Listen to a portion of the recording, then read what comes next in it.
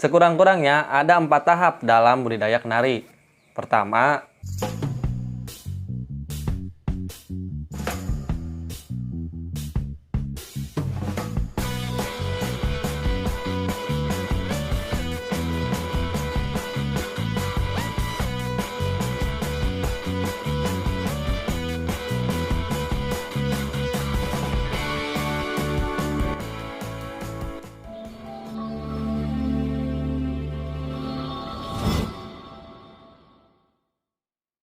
halo, assalamualaikum warahmatullahi wabarakatuh. Saya Muhammad Saifullah, owner BI Farm. Pada kesempatan kali ini kita akan berbagi sedikit bagi teman-teman pecinta burung, khususnya dalam hal ini burung kenari. Kita sering menjumpai bagaimana caranya membudidayakan kenari. Nah, kenapa kita membahas terkait budidaya kenari? Karena kita ketahui bersama burung kenari ini adalah salah satu burung yang memang sudah lama diternakan atau dibudidayakan oleh para kicau mania. Sekurang-kurangnya ada 4 tahap dalam budidaya kenari. Pertama,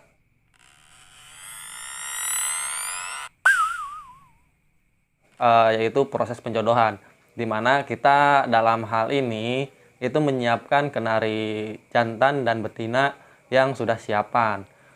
Adapun ciri-ciri kenari jantan siapan itu pertama, itu kenarinya itu udah gacor ya, udah gacor, dia juga udah nyerang. Yang berikutnya dia itu udah mapan secara usianya kurang lebih sekitar 1 tahun ya, direkomendasikan 1 tahun. Sebetulnya dari usia 7 bulan juga itu udah bagus sih, sebetulnya udah bisa dikawinkan. Cuman takutnya nanti ini akan ini terkait mentalnya gitu. Nah, kalau misalkan udah 1 tahun, ini diharapkan mental dari kenari jantan ini udah betul-betul matang. Tapi kalau misalkan teman-teman punya kenari yang usianya baru 7 bulan, 8 bulan, 9 bulan yang seperti itu juga gak apa-apa. Cuman nanti dari fertil dan infertilnya, terus mentalnya juga ini kan jadi pertimbangan juga. Kalau misalkan fertil dan gak infertil, ini kan hasil dari ternakan kita ngisi atau enggak gitu. Terus mentalnya, kalau misalkan jantan belum siap, biasanya setelah kawin ini dia suka macet gitu.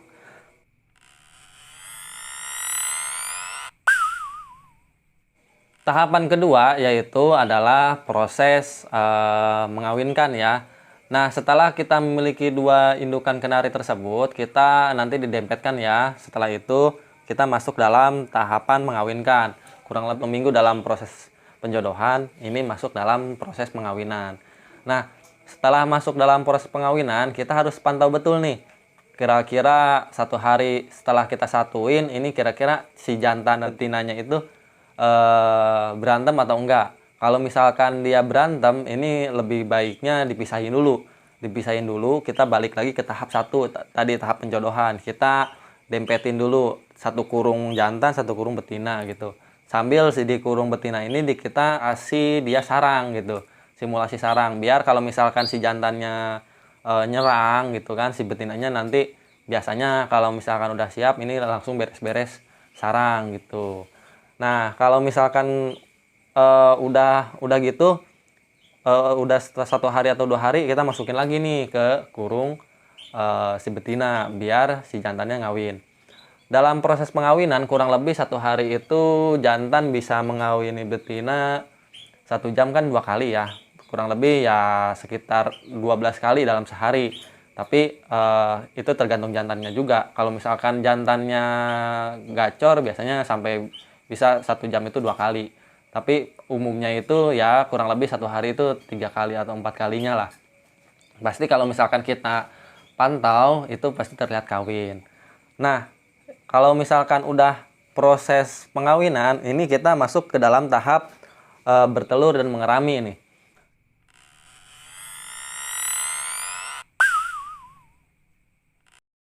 Dalam proses bertelur dan mengerami, ini kita ada apa istilahnya 2 opsi ya, 2 opsi.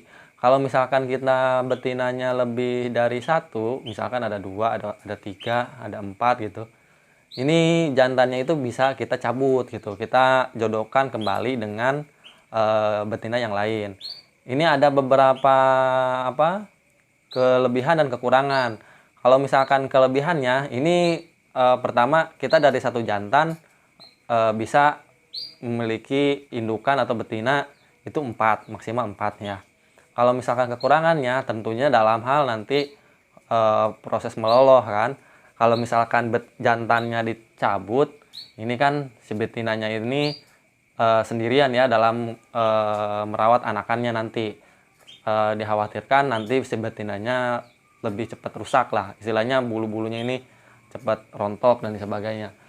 Nah, setelah proses peneluran ini, teman-teman bisa pilih mau dicabut atau enggak. Kalau di saya ini biasanya si jantan ini dicabut karena saya punya betina yang lain. Kalau misalkan teman-teman mau disatuin itu juga gak apa-apa.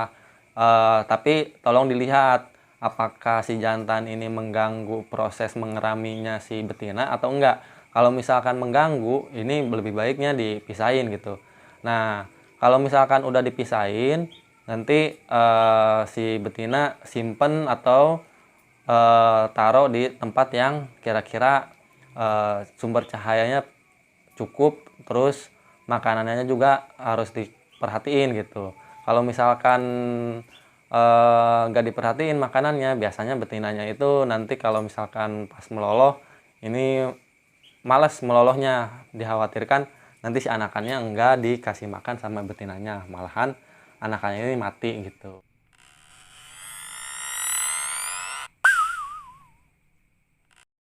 Setelah proses bertelur kurang lebih 14 hari, ini akan telur ini akan menetas. Nah, dalam proses menetas ini teman-teman harus memperhatikan betul makanan yang tersedia di kandang betina tersebut. Apa aja makanan yang wajib harus ada di kandang itu? Pertama itu harus ada telur ya, telur rebus ya. Yang kedua itu adalah sayur-sayuran. Nah, kalau misalkan teman-teman nggak ada sayuran, ini usahain telur rebus itu tetap ada. Kenapa harus ada? Karena kalau misalkan telur rebus nggak ada, ini biasanya si burung itu nggak mau ngasih makan si anaknya. Biasanya seperti itu. Kalau misalkan sayur mah istilahnya sehari mah nggak apa-apa lah, nggak ada sayur. Tapi harusnya tetap ada. Dikhawatirkan itu si indukannya nggak mau ngasih makan si anakannya. Nah, terus kalau misalkan teman-teman dipisah juga, ini si kenari jantan ini harus dijauhin gitu. Kenapa harus dijauhin? Karena kalau misalkan si kenari jantan gacor, yang kenari jantan gacor, ini biasanya si kenari betina ini dalam jarak 7 hari lah melolohi anakannya, ini biasanya suka geger kembali atau suka birahi kembali gitu. Kalau misalkan si kenari betinanya sudah birahi kembali, ini gawat, anakannya nggak akan dikasih makan nih, anakannya pasti bakal ditinggal. Soalnya si betinanya ini udah nyaut-nyaut ke si jantan, pasti akan nyamperin ke si jantannya. Alhasil anakannya juga akan ditinggal. Nah, mungkin tips mungkin itu aja tips dari saya. Kalau misalkan ada pertanyaan, tanyain aja di kolom komentar. Atau misalkan ada saran-saran, ini bisa cantumkan di kolom komentar. Kalau misalkan teman-teman suka dengan video saya, tolong di like. Mau mendukung video saya, tolong di subscribe. Oh iya teman-teman, di akhir video saya sertain juga video dokumentasi terkait kemarin proses penjodohan kenarinya. Ya, terima kasih teman-teman. Dadah, dadah, dadah, dadah, dadah, dadah. Tanggal 12 Februari 2021, proses penjodohan burung kenari yang kedua kalinya, dan terpantau tadi udah sempat udah proses kawin, tinggal nanti kita update berapa hari dari sekarang ini bisa bertelur kembali. Update perkembangan per tanggal 21 bulan Februari 2021. Setelah dijodohkan kemarin, alhamdulillah sekarang udah mulai bertelur. Berarti penjodohan yang dilakukan kemarin itu udah berhasil ya.